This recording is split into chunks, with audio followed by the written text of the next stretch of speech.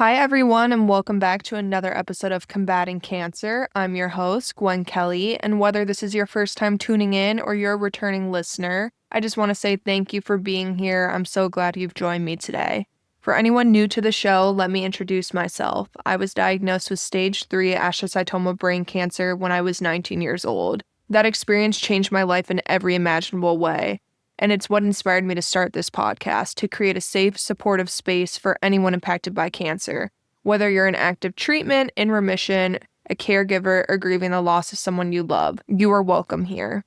Today, I want to talk about something I get asked all the time.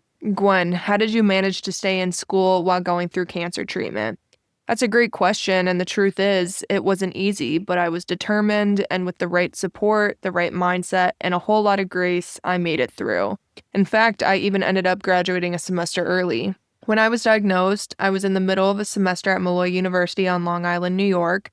I'm originally from Minnesota, so I was already far from home, and now I was dealing with a major health crisis. Trying to process the reality of having brain cancer at 19, one of the first thoughts that came into my mind was, I don't want to pause my life. Even though I had just received this devastating diagnosis, I didn't want cancer to take away everything I had worked for. I wanted to keep moving forward, to live as normally as possible in a situation that was anything but normal. One of the goals I set for myself was to finish college on time, and that's when things got incredibly difficult. I was still enrolled in classes while undergoing treatment. I was trying to keep up with lectures, group projects, and assignments, all while managing treatment schedules, extreme fatigue, and the emotional weight of my diagnosis. Some classes I just couldn't finish. Group work became impossible. I had to withdraw from a few courses because I simply couldn't manage everything. At the time, my energy was limited, my focus was affected, and honestly, just getting out of bed some days was a win. But despite all of that, I kept taking as many classes as I could throughout treatment. It gave me a sense of control, a sense of purpose. It helped me feel like I was still me, not just a cancer patient. And I cannot say enough good things about Molloy University. They were incredibly supportive every step of the way. Instead of pushing me out or making things harder, they reached out personally and said, how can we keep you going? What do you want to accomplish? How can we make it possible? They gave me options. They paused and rolled over my tuition for classes I had to drop that first semester. They worked directly with my professors to create accommodations. They allowed me to finish certain courses remotely and even Zoom into classes, even when I was the only one attending virtually. They let me take accelerated summer and winter classes. They approved me to take 18 credits during the fall and spring to catch up. They didn't just follow policies, they showed up. They treated me with compassion and gave me the tools I needed to succeed. Being in school while undergoing treatment was one of the hardest things I've ever done. There were days I would have chemotherapy and then log into a Zoom class right after. There were nights I'd be studying for exam while battling headaches and nausea. It was exhausting physically and emotionally, but it also gave me something to focus on, something beyond the cancer. It reminded me I was still growing, still building a future. And I want to take a moment to share something really important for anyone listening who might be in school while managing a serious health condition. Under the Americans with Disabilities Act, or ADA, schools are legally required to provide reasonable accommodations for students with medical conditions.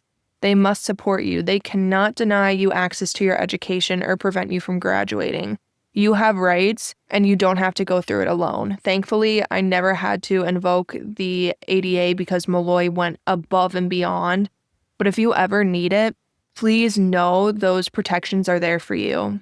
Despite everything I was going through, I ended up graduating a semester early. Even saying that out loud still feels surreal sometimes, but after finishing, there was one big question left. Would I walk at graduation in May with my class? And honestly, I didn't want to. After everything, I felt out of place. My college experience had been so different from everyone else's.